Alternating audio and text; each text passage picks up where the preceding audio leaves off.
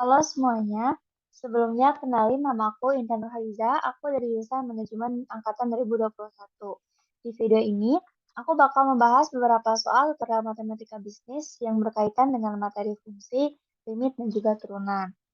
Nah, langsung saja kita lanjut ke soal yang pertama, yaitu berkaitan tentang fungsi. Soalnya, sebuah furnitur dapat menjual kursi seharga $400 per buah.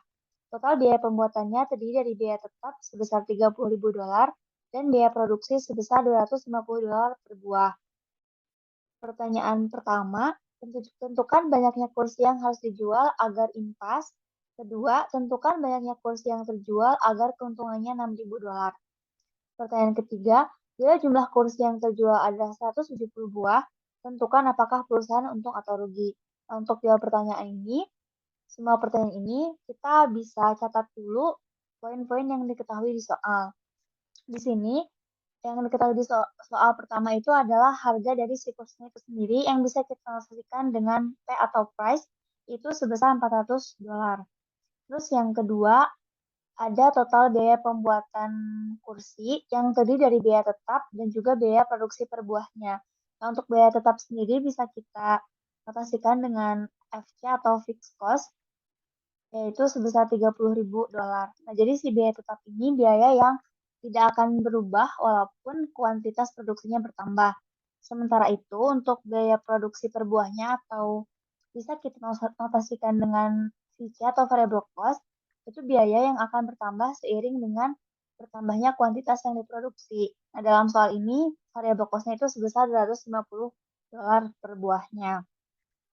Nah, untuk menjawab pertanyaan pertama, itu kan pertanyaannya, tentukan banyaknya kursi yang harus dijual agar impas. Nah, suatu perusahaan itu akan mencapai titik impasnya atau break-even point ketika jumlah pendapatannya atau revenue-nya sama dengan total cost yang mereka keluarkan.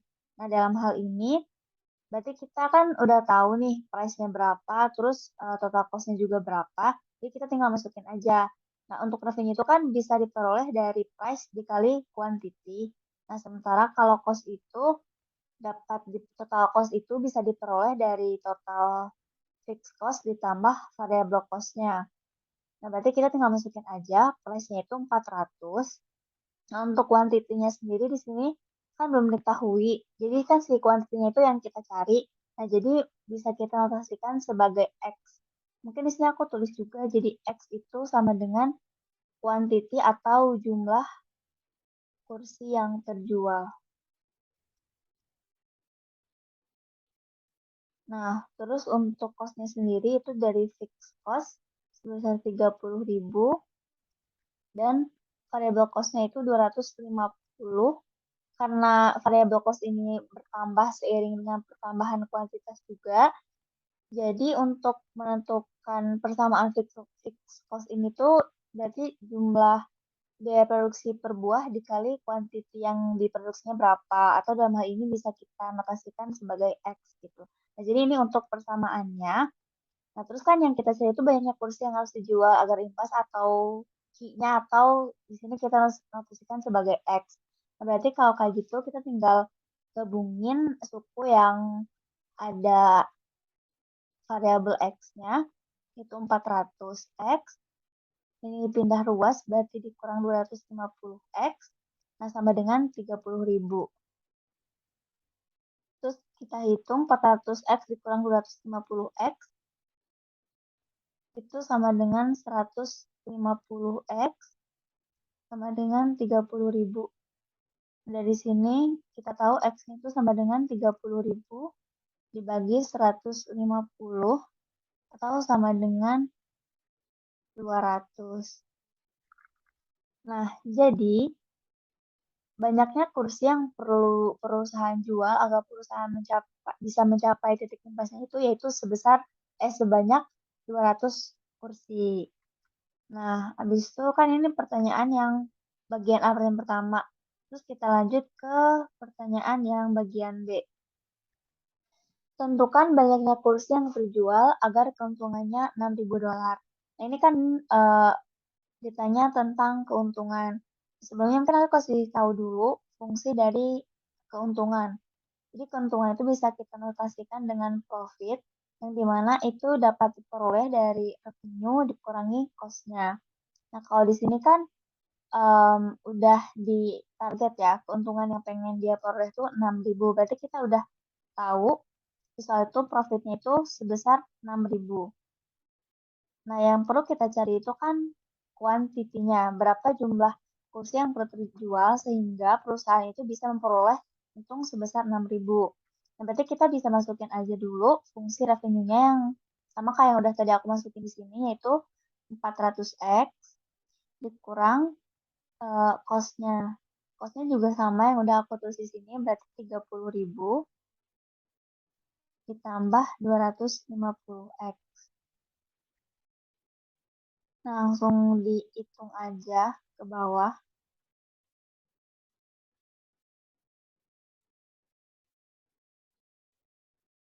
Oke, sebentar.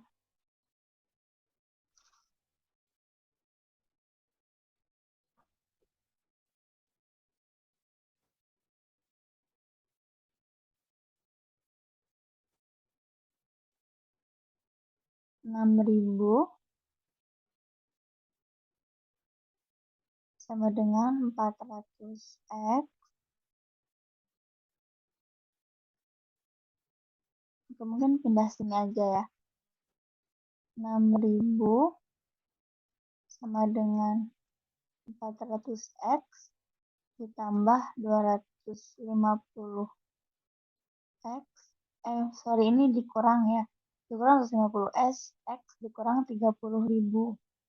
Berarti kita pindah ruas 30.000-nya ke sini jadi 36.000 sama dengan 400x. Ini kan tadi dikurang ya.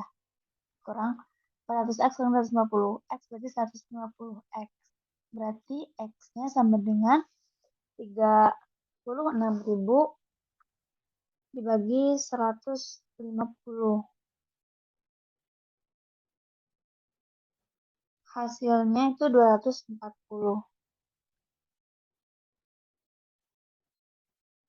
Nah, dari sini berarti kita bisa udah dapat ya jawabannya.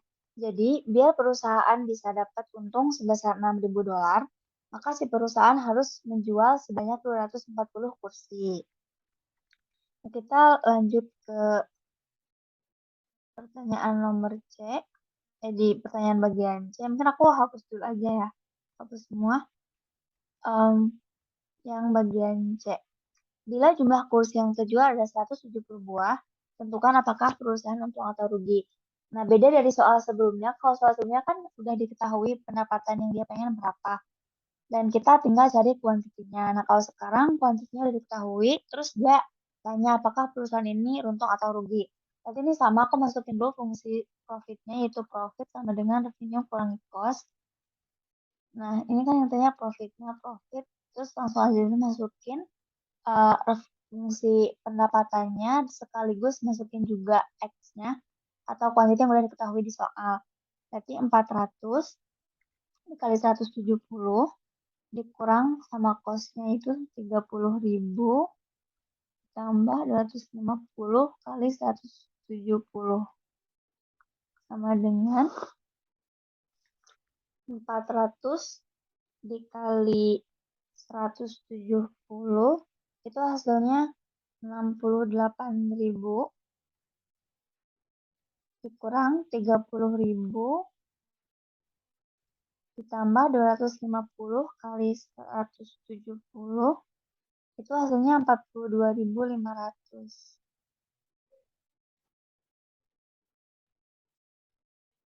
42.500. Nah, berarti keuntungannya itu 68.000 dikurang 72.500. Oke, sebentar. 72.500.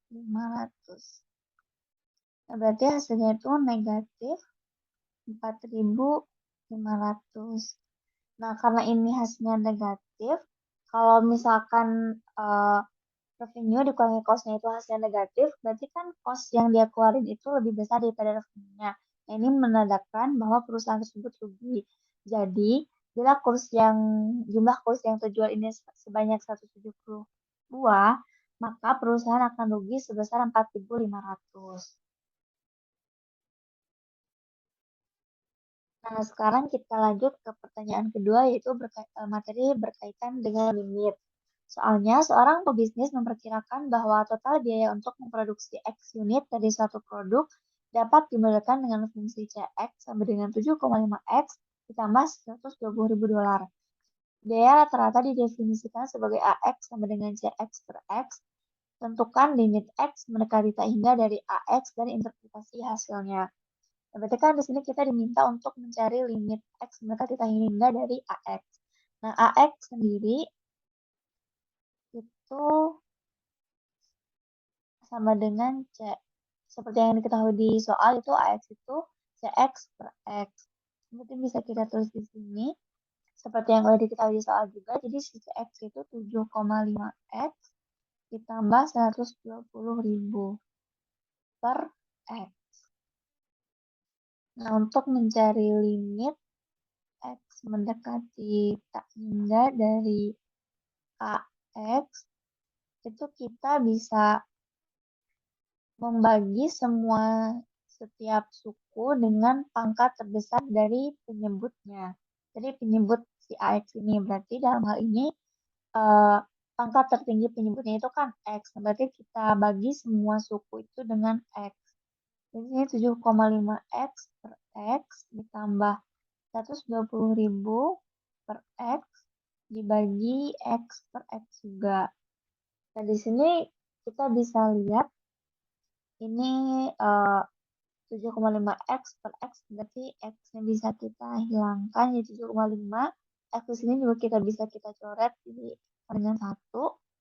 Nah, berarti hasilnya itu 7,5 tambah 120.000 per X. Nah, dalam konteks ini tuh kan itu limit X mendekati tak hingga. Berarti si X yang ada di sini itu eh, nilainya mendekati tak hingga. Nah, jika suatu bilangan berapapun itu, dalam hal ini berarti 120.000 dibagi suatu bilangan yang mendekati tak hingga, maka kan hasilnya itu akan mendekati 0. Nah, maka kita asumsikan 120.000 dibagi X itu hasilnya 0. Maka hasilnya itu limit limit dari X mendekati tak hingga dari AX itu 7,5. Nah, maaf. Nah, berarti biaya dari sini kita bisa menyimpulkan bahwa biaya rata-rata yang diperlukan untuk memproduksi barang dalam waktu yang lama adalah $7,5. Oke, kita lanjut ke soal nomor 3. Masih tentang limit. Pertanyaannya, tentukan limit satu arah dari fx pada berbagai nilai x yang ditentukan. Tentukan pula apakah fungsi tersebut kontinu di titik x yang diberikan. Kita ini berkaitan dengan kekontinuan suatu limit. Nah, di mana suatu limit ini tuh dapat dikatakan kontinu jika dia memenuhi 3 syarat. Nah, syarat yang pertama itu fungsinya ada atau definisi. Terus yang kedua, limit X mendekati C-nya itu ada atau definisi. Dan yang ketiga, limit X mendekati C dari Fx itu sama dengan Fc-nya itu sendiri. Nah, jika salah satu syarat tersebut tidak terpenuhi, maka dikatakan F itu tidak kontinu di titik X sama dengan C. Nah, berarti kita bisa cek dari syarat yang pertama itu FC-nya itu ada atau terdefinisi. Dalam hal ini berarti X sama dengan nolnya itu harus ada atau terdefinisi. Nah, di sini kan Fx sama dengan nolnya itu fungsinya kita pakai yang ini kan. Itu 3x tambah 2.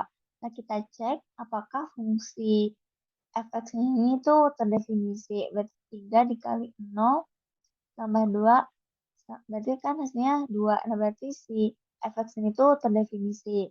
Nah, terus kita lanjut ke persyaratan yang kedua, yaitu limit dari x mendekati 0 dari fx itu ada.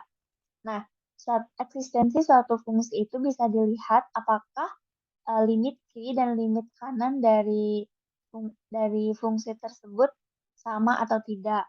Nah, kalau misalkan limit hasil dari limit kiri dan limit kanan dari fungsi tersebut beda, maka bisa dikatakan bahwa limit dari fungsi tersebut tidak ada. Nah, berarti kita cek dulu limit X mendekati 0 di sebelah kanan atau positif dari fx itu sama dengan, oh berarti aku tulis dulu ya. Berarti kan syaratnya itu limit X mendekati 0 di sebelah kanan itu harus sama dengan limit X mendekati 0 di sebelah kiri dari fx. Nah, X, eh, limit X mendekati 0 di sebelah kanan dari fx itu fungsinya 3x tambah 2 sama dengan x kuadrat tambah 1. Nah, bisa kita langsung masukin aja nolnya. 3 kali 0 tambah 2 sama dengan 0 kuadrat tambah 1. Di sini sama dengan 2, di sini sama dengan 1. Nah, ini kan tidak sama ya. Karena limit kiri dan kanannya nggak sama, maka eh, limit tersebut itu eksistensinya tidak ada. Nah, karena eh, salah satu syarat dari tiga syarat ini tidak terpenuhi, maka bisa kita pastikan bahwa fungsi fx itu tidak kontinu pada x sama dengan 0. Nah, sekarang kita lanjut di soal nomor 4, yaitu berkaitan dengan turunan. Pertanyaannya, tentukan turunan kedua dari fungsi berikut. Nah, kita mulai dari yang bagian A-nya dulu mungkin ya.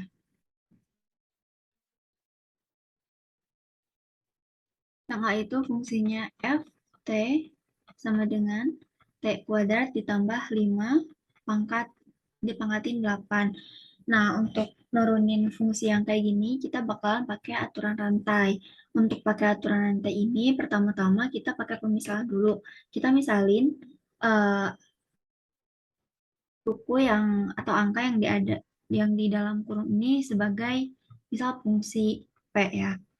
Jadi kan kita bisa tulis kalau PT itu sama dengan T kuadrat ditambah 5. Nah, kalau misalkan P ini tuh fungsi dari P itu T kuadrat ditambah 5, berarti kita bisa anggap bahwa fungsi dari FP itu sama dengan P pangkat 8. Itu. Nah, habis itu kita bisa langsung turunin aja pakai rumus si dari aturan rantai ini, di mana rumusnya itu F aksen P dikali P aksen T. Nah, untuk F aksen P-nya sendiri berarti kita tinggal turunin si P pangkat 8 ini. Turunan dari P pangkat 8 kan berarti tinggal pindahin 8-nya ke depan. 8P pangkat 8 kurang 1. Itu 7. Dikali P aksen T-nya berapa? Di sini kita turunin aja. Berarti 2T. Nah, ini untuk turunan pertama FT. Jadi kita bisa dapat 8 dikali 2T, berarti 16T, dikali P pangkat 7. Nah, di mana si P-nya ini seperti yang kita tahu yaitu si T kuadrat ditambah 5 ini. Berarti bisa kita tulis dikali T kuadrat ditambah 5. Ini untuk turunan pertamanya. Sementara kan kita diminta turunan keduanya. Berarti kita turunin lagi fungsi ini.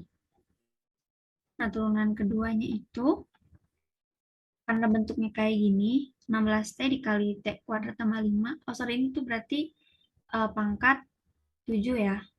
Karena di sini juga P pangkat 7. Nah, turunan kedua ini karena ini ada dua suku, berarti kita bisa pakai aturan perkalian, di mana uh, rumus untuk turunan pakai aturan perkalian itu kan U dikali V aksen ditambah U aksen kali V. Berarti kita cari dulu U-nya apa sama V-nya apa. U-nya sendiri 16T, untuk V-nya yaitu T kuadrat ditambah 5 pangkat 7. Kalian aku juga langsung cari U aksennya ya, biar lebih mudah. U aksennya itu berarti turunan dari 16T, 16. V aksennya turunan dari T kuadrat tambah 5 pangkat 7. Ini, untuk turunan ini kita pakai aturan rantai juga. Nah, tapi aku bakalan lebih cepat ya. Berarti kita pindahin 7-nya ke depan. 7 dikali T kuadrat ditambah 5 pangkat 6. Karena ini diturunin berarti pangkatnya kurang 1. Dikali turunan suku yang ada di dalam kurung ini. Berarti dikali 2T. Nah, ini untuk V aksennya. Nah, terus untuk turunan keduanya langsung aja kita masukin. U V aksen ditambah U aksen V. Sama dengan U-nya itu 16T dikali turunan V. Oke, turunan P-nya itu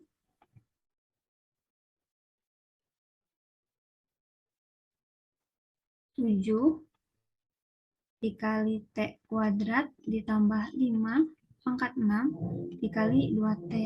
Terus kita tambah U aksen yaitu 16 dikali V. V-nya itu T kuadrat ditambah 5 pangkat 7. Nah, kalau udah kayak gini bisa langsung kita sederhanain aja. Jadinya ini 16T dikali 7 dikali 2T, berarti 224T kuadrat dikali T kuadrat ditambah 5 pangkat 6 ditambah 16 T kuadrat tambah 5 pangkat 7. Nah, ini untuk turunan keduanya. Nah, ini kan bagian A, terus sekarang kita lanjut ke bagian B-nya. Fungsinya itu GX sama dengan 1 tambah, sorry,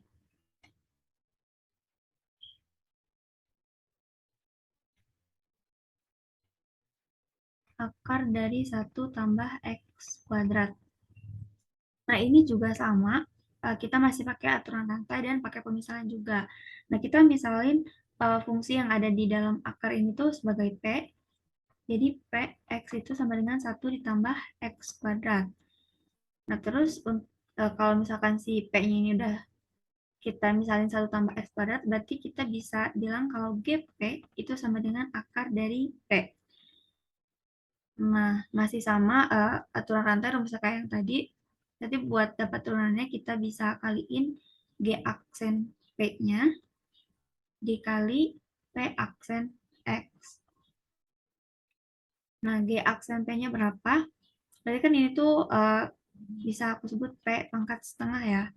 Berarti setengahnya pindah ke depan kali P dipangkatin setengah min 1. Jadinya pangkat negatif setengah dikali P aksen X-nya. Turunan dari fungsi Px ini berarti kan 2X.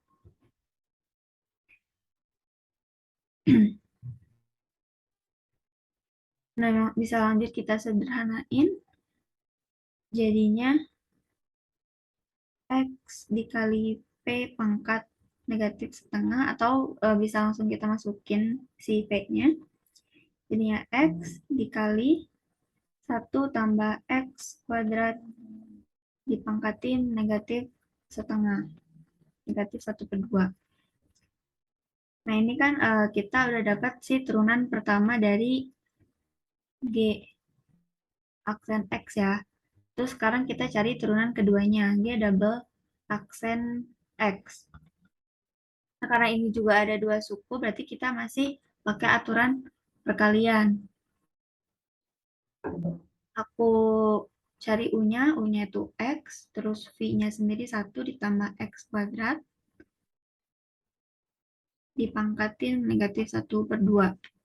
Berarti U aksennya itu sama dengan 1, terus untuk V aksennya, itu aku turunin pakai aturan lantai, tapi cepat aja. Jadi negatif 1/2 dikali 1 tambah X kuadrat, dipangkatin, karena ini diturunin kan berarti pangkatnya dikurang 1 ya.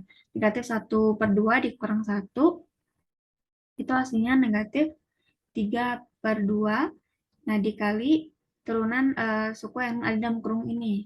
Berarti 2X dikali 2X. Nah, langsung saja aku pindahin. Berarti kalau pakai aturan perkalian kan rumusnya U V aksen ditambah U aksen V. U-nya sendiri yaitu X dikali V aksennya itu 1/2 dikali 1 tambah X kuadrat pangkat negatif 3/2 dikali 2X terus ditambah U aksennya 1 dikali V-nya itu 1 tambah X kuadrat dipangkatin negatif 1/2. Berarti bisa langsung kita sederhanain aja di sini jadi negatif X min 2, negatif X/2 dikali 1 tambah X kuadrat pangkat negatif 3/2 dikali 2X. Oh, berarti ini bisa kita sederhanain juga. 2-nya kita coret, berarti di sini X kuadrat ya. X kuadrat dikali 1 tambah X kuadrat dipangkatin negatif 3/2. Terus kita tambahin yang di sini yaitu 1 tambah X kuadrat pangkat negatif 1/2. Nah, bisa kita turunin juga si pangkat negatif 3/2-nya jadinya negatif X kuadrat per akar dari 1 tambah X kuadrat.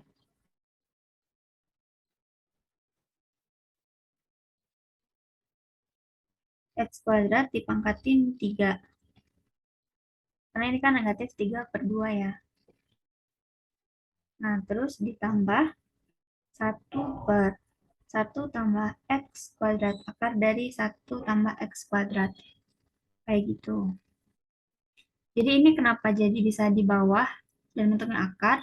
Jadi kan kalau misalkan suatu angka dipangkatkan negatif, maka dia akan uh, pangkat negatif dan berupa pecahan, maka dia akan turun ke bawah berupa si akar ini. Ini pakai hukum perpangkatan ya. Nah, terus sekarang kita lanjut ke soal berikutnya, itu soal nomor 5. Pertanyaannya, misalkan pendapatan suatu pabrik dalam dolar ketika memproduksi dan menjual Q unit komoditas adalah RQ sama dengan 240 Q dikurang 0,5 Q kuadrat. Saat ini pabrik memproduksi 80 unit per bulan dan berencana menaikkan produksi sebesar 1 unit per bulan. Nah, pertanyaan yang A itu gunakan analisis marginal untuk memperkirakan tambahan pendapatan bulanan dari produksi dan penjualan unit ke 81. Nah, untuk dapat analisis marginal ini, jadi kan analisis marginal sendiri atau dalam hal ini pendapatan marginal itu menghampiri pertambahan pendapatan ketika produksinya itu ditambah sebesar 1 unit. Nah, kalau di sini kan penjualan unitnya itu 81 ya. Berarti penjualnya itu ditambah dari 80 ke 81. Nah, berarti yang akan kita cari itu pendapatan marginal atau R aksen key dari 80. Kenapa 80? Karena seperti yang tadi aku bilang ya, mungkin aku ulang lagi. Pendapatan marginal itu menghitung hampiran pendapatan tambahan yang diperoleh ketika perusahaan itu menambah 1 unit produksi. Nah, ketika perusahaan ini memproduksi sebanyak 81 unit, berarti pertambahannya itu dari 80 unit bertambah 1 unit produksi menjadi 81. Nah, makanya pendapatan marginal yang kita hitung itu yang dengan kuantitasnya 80 kayak gitu. Nah, berarti kita turunin dulu fungsi RQ-nya. 240 Q diturunin jadi 240 dikurang 0,5 Q kuadrat diturunin jadi 0,1 Q. Nah, kalau untuk soalnya sendiri seperti yang udah tadi aku bilang, berarti R aksen 80 sama dengan 240 dikurangi 0,1 dikali Q itu 80. Sama dengan 240 dikurang 8 sama dengan 232. Nanti untuk jawaban A ya. Jadi dengan analisis pendapatan marginal, pendapatan tambahan yang diproduksi ketika produksinya itu 81 unit itu sebesar 232. Nah, sekarang kita lanjut ke pertanyaan B. tentukan pendapatan bulanan sebenarnya dari produksi dan penjualan unit ke-81. Nah, ini kan ditanya pendapatan sebenarnya. Kalau pendapatan sebenarnya dari unit ke-81 itu bisa kita hitung dengan pendapatan ke-81 dikurangi pendapatan ketika memproduksi 80 unit. Kayak gitu. Terus tinggal kita masukin aja R-nya. 240 kali 81 dikurang 0,0581 kuadrat dikurang 140 kali 80 dikurang 0,05 kali 80 kuadrat. Nah, langsung aku hitung 240 dikali 81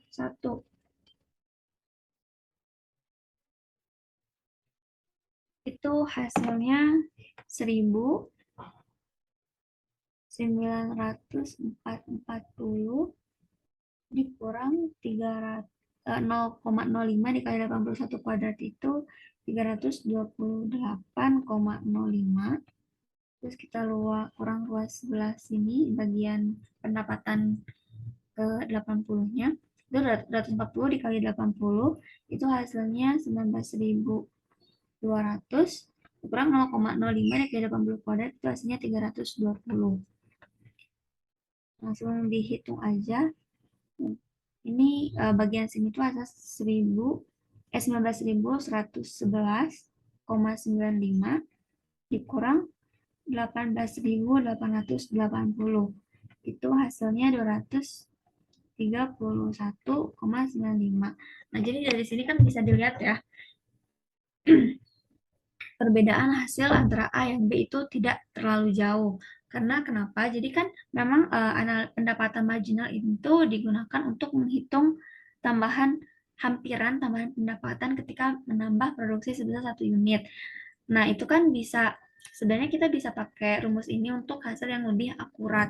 Tetapi karena ini tuh tidak selalu bisa diaplikasikan dalam suatu bisnis, jadi untuk mensiasatinya atau untuk memudahkan perhitungan, kita bisa pakai turunan dari pendapatannya atau pendapatan marginalnya dengan hasil yang berbeda tapi tidak signifikan, kayak gitu. Nah, kita lanjut ke soal bagian C-nya. Perkirakan bagaimana total pendapatan bulanan akan berubah jika produsen menurunkan output bulanan sebesar 0,65 unit. Nah, untuk ini kan yang ditanya itu perubahan pendapatannya ya, perubahan total pendapatan, atau bisa kita notasikan sebagai delta R ketika outputnya itu diturunkan sebesar 0,65 unit. Nah, kita bisa hitung ini tuh menggunakan pendapatan marginalnya dikali perubahan kuantiti produksinya atau kuantiti outputnya kali delta Q. Nah, bisa kita langsung masukin aja R aksen Q-nya itu berarti kan yang udah tadi kita hitung juga 240 dikurang 0,1 Q. Nah, terus dikali delta Q-nya itu sendiri 0,65 unit. Nah, bisa langsung dihitung 240 kurang 0,1 dikali. Ini kan produksi misalnya produksi saat ini perusahaannya itu 80 unit ya, berarti kita masukin kuantitinya itu 80 dikali 0,65. Nah, itu hasilnya negatif 150,8. Nah, jadi kesimpulan yang bisa kita dapat apa?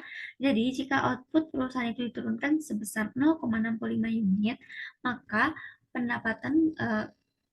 si pendapatan juga akan berubah sebesar 150,8 unit. Karena ini negatif, berarti perubahannya itu turun ya. Jadi pendapatannya itu akan turun sebesar 150,8. Nah, kita lanjut ke soal terakhir. Nah, soal terakhir ini tuh berkaitan dengan pendiferensialan implisit.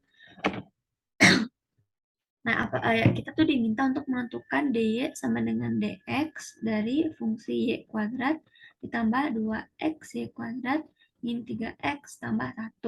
Nah, untuk menentukan turunan implisit dari fungsi ini, kita bisa turunin dulu per sukunya. Nanti biar kita bisa gabungin dan lebih mudah ngerjainnya. Jadi yang pertama turunan dari y kuadrat dulu. Nah, biar lebih mudah juga aku mau kasih pemisalan kalau si y kuadratnya itu kita kita breakdown jadi y dikali y. Ini kan ada dua suku. Nah, bisa kita turunin pakai aturan perkalian. Untuk u-nya itu y, v-nya sendiri y. Nah, untuk u aksennya turunan dari y karena ini uh, implisit ya. Jadi turunan dari y itu adalah y dy dx.